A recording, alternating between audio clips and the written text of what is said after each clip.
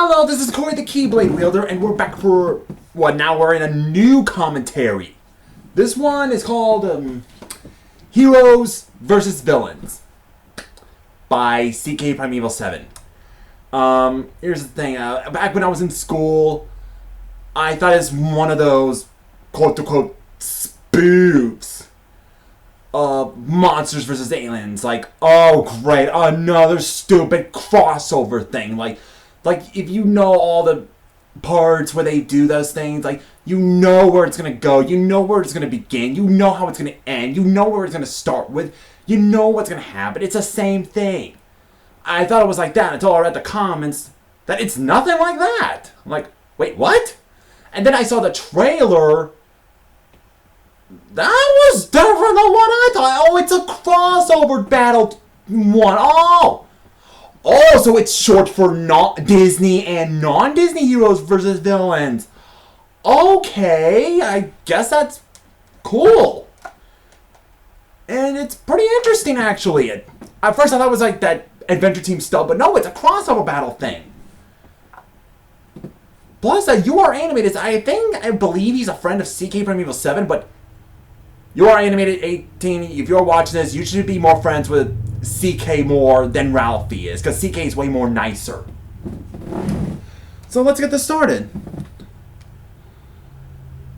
Okay, so we start off with this prologue with Maleficent in the Forbidden Mountains in a meeting with other villains. Roll call! Jafar, Hades, Dr. Facilier,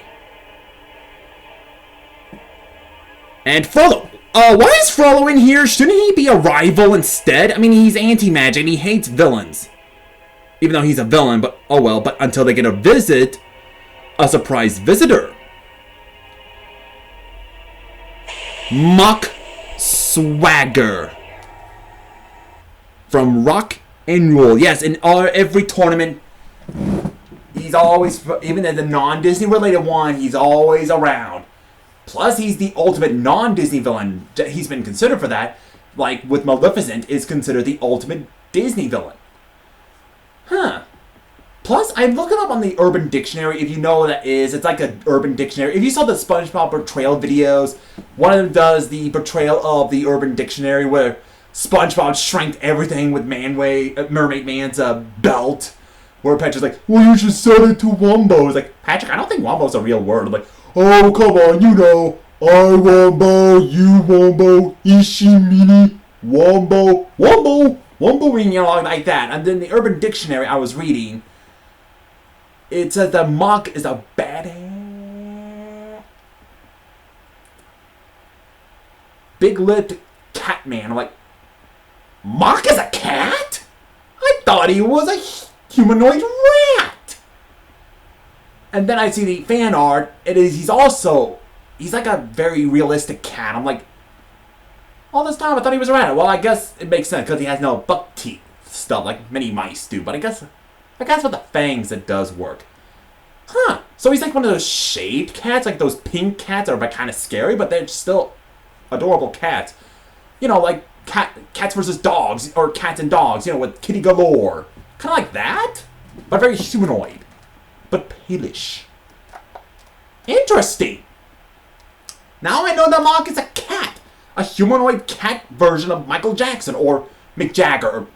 Yes, Mock was an inspiration of Mick Jagger. Plus, I didn't know what it was he was holding in most tournaments. I thought it might be a potion. I didn't know what it was when he keeps appearing until he says this line. Anyone want a beer? Beer? Okay.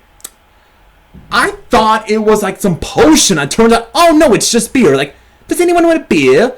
And we see Jafar and Iago like, oh? Hold on. I want to make this very dramatically. Oh, nice color filter change. Anyone want a beer? What's a beer? I'm Mock. This is a pleasant surprise. Indeed it is, Maleficent. Listen well, all of you. And of course, Mock uses a supercomputer to contact other villains. Okay, let's see. Rasputin, Ruber, Rothbart, Eris, Thrax, Professor Screw Eyes, Zigzag, El Supremo, and Sekal Khan. This is more just showing the non-Disney villains. This is more like something that could be in the non-Disney heroes versus villains. That's something that could have been in there. Why not just use both Disney villains and non-Disney villains? Boom, together. I know it's the same thing with A. Smith Killiaface with the Disney villains, but still. It could have been better if you used both of them. That would be more original. I'm just saying. Plus, interesting I learned in CK's videos a very long time is that both the Disney multiverse and the non-Disney multiverse were once separated. Mach used the portal to end up in the Disney multiverse and then used the machine to merge them all together into one. Now it's the Disney and non-Disney multiverse. Wow. Now we got two ultimate villains teaming up. Maleficent and Mach leading the villains. If there's both of them, like, would that mean there is a non-Disney Chernobog? Imagine that. Now, instead of one devil, you get two devils. Or the two great evils. Imagine that would be epic. And of course, are we going to get King Morpheus being the non-Disney Zeus? I mean, come on. If King Triton can be like a god from Greek mythology, why can't King Morpheus? I'm just saying. Would there also be a non-Disney Mickey Mouse? I'm just saying. And of course we see a clip from Watership Down where we see Hazel and Fiverr, or, well, Hazel getting out of the meadow. And, okay. It looks like it's just copying the clip from Watership Down, it looks like. I can see from History Buff's perspective. Not only that, when we see the non-Disney villains, we get to see their heroic enemies. Cool! And we see that Fiverr is getting a bad feeling that something's going to happen. This feeling. Like thunder. Wait. Like thunder. Okay, when I was a kid, I was like Fiverr at times. I was always the scared little one. But I was also the cheerful one. Okay. Now we go to the fights. Hades versus Anastasia. Description: Hades meets with Rasputin and forges an alliance. Good editing. Kind of interesting that Rasputin's not in limbo. Because he's in the clock tower. Hades wants to forge an alliance with Rasputin and promise to kill Anastasia for him. And Rasputin offers all of his demonic minions, given from the Dark Forces, to Hades to help him kill Anastasia. And we see he's attacking the train. Well, they're not facing each other. He's just watching from the distance, it looks like. Oh boy.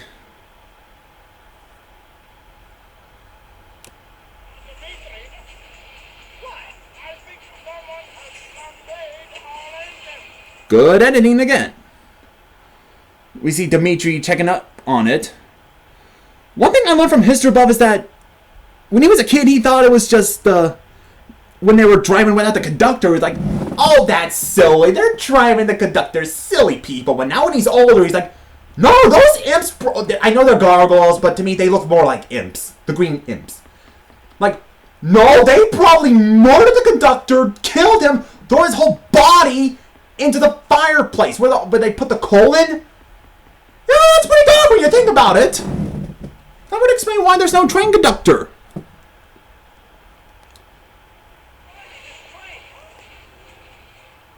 Yep, no one's driving the train.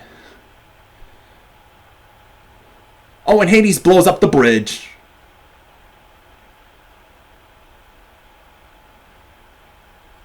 Oh boy. Looks like they're gonna have to jump. Okay, as much as I hate the House of Mouse, this was a good footage. Let's see it. And they jumped. Well, this gets Hades mad. And the train explodes. And Anastasia wins, along with Dimitri and Vladimir. And this gets Rasputin mad because he saw everything. Oh boy. Okay, now to the next fight. Zigzag versus Aladdin. Jafar meets with Zigzag in the Arabian deserts.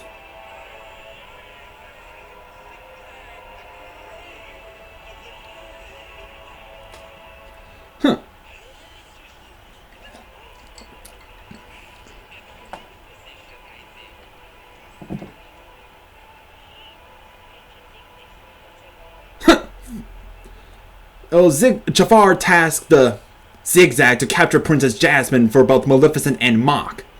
And of course, Zigzag doesn't. You know, Jafar is very sophisticated, gentlemanly, while Zigzag is like Jafar turned blue skin genie. Really went all Sugar Rush. Plus, I love that he's voiced by Vincent Price. Why would you call yourself your Grand Vizier? Did the Sultan want more advisors, you know, replacement for Jafar? Oh, that was weird. Look at the eyes. And he looks like he's flirting with Jasmine. Okay, can you blame him? I mean, yeah, Jasmine's pretty attractive. I mean, that's something we would do. We would all probably flirt with Jasmine. She's very flirtatious. Until, when you look up her age, she's 16, like, 16?! She's 16 years old! Whoa! Now we all feel like creeps.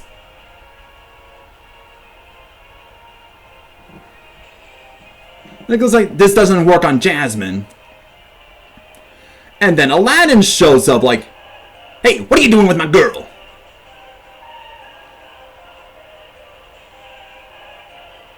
It's kind of cool. You got two characters from different Arabian stories fighting each other. Oh, there's the Sultan. Get in the guards! Guards! And Zigzag makes his disappearing escape. Oh, it's a tie. Because Aladdin wins because Zigzag fails. Next fight. Charlie and Itchy versus Madame Medusa. And the dog pounder probably behind or next to the boat that Medusa's on in the bayou. They make their grand escape from the pound and that is owned by the Animal Cruelty Squad. Huh.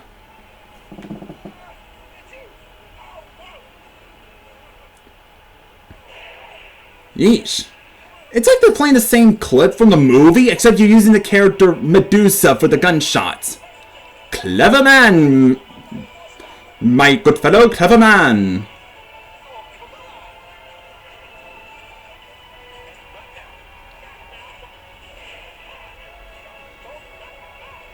Okay, I love the Kingdom Hearts music you use. It's just like in Disney Heroes vs. Villains. It was used also. I guess it's for all the rounds of any Heroes vs. Villains related, I guess.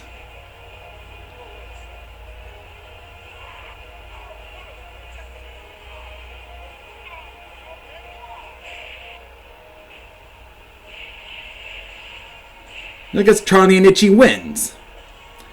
And next fight. Bernard and Bianca versus Warren T. Rat. Description, they were on their way to meet with all the members of the League of Extraordinary Gentlemice. Oh cool, we get to see that in here.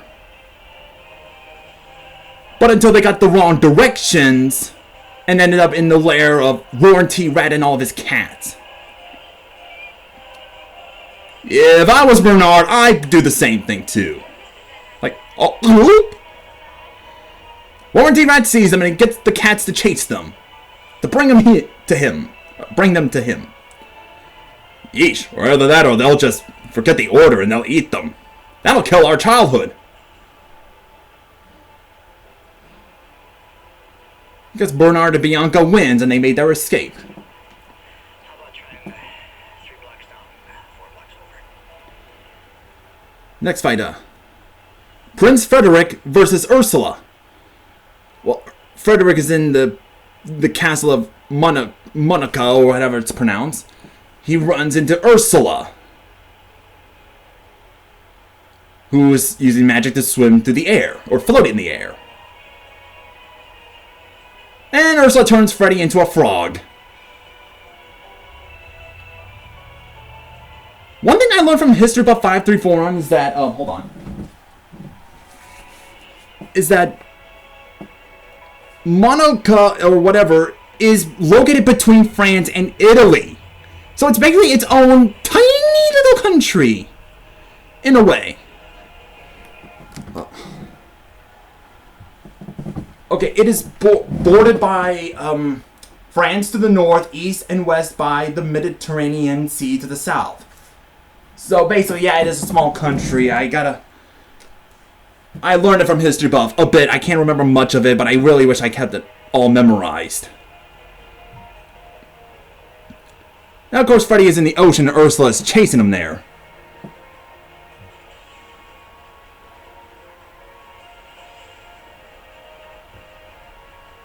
Of course, Freddy is saved by the Loch Ness Monster! Oh, probably known as Nessie. Well, this scares Ursula. Oh boy. Now Ursula makes a whirlpool and makes a giant boulder landing on Nessie's tail.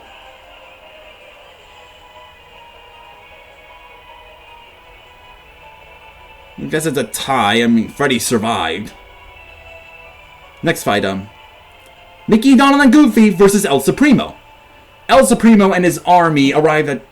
Hold on.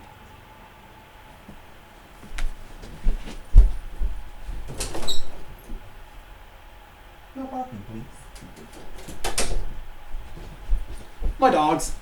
Okay, when I was watching his commentary, he thought it's gonna be with Mickey. He just stopped it like, oh no, we're gonna copy Disney heroes versus villains where either it's gonna be Maleficent or a non-Disney villain, or even Mock fights Mickey and then he captures Mickey and sends him to God knows where, and then he has to fight Jensen and all that stuff. But instead, it's differently. Which, I can see his point on this one. I can see why he thinks that. But instead, the El Supremo and his men are here to capture Buckingham Palace. Or take Buckingham Palace.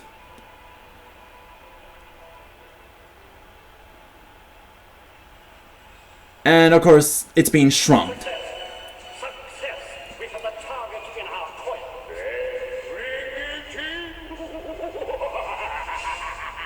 Yeah, I made it from History Buff. It's cool that it's different. Of course, Mickey and his friends arrive at El Supremo's lair.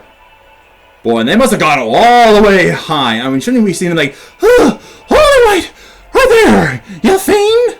You know, like that. You know, one thing I gotta admit it from History Buff again. El Supremo's like the non-Disney human version of Pete. I mean, I don't mean he's based on or inspired, but I mean they look so similar. Like they're both large and they're sophisticated, gentlemanly, and they all both got this bombastic, yapping really loud moment. So this is more Mickey, Donald, and Goofy versus non-Disney human Pete. It's kind of interesting, I will admit, from History Buff.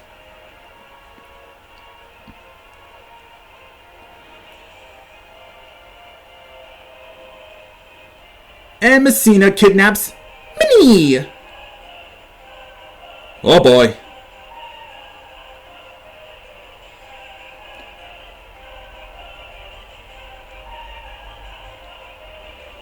And now El Supremo wins.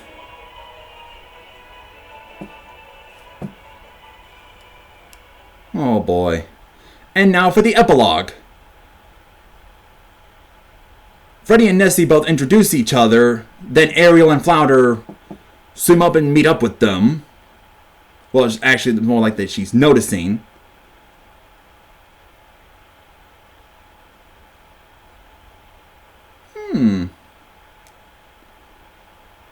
But of course, it's still, the boulder is still stuck on Nessie, and Ariel removes it. Oh, tough mermaid.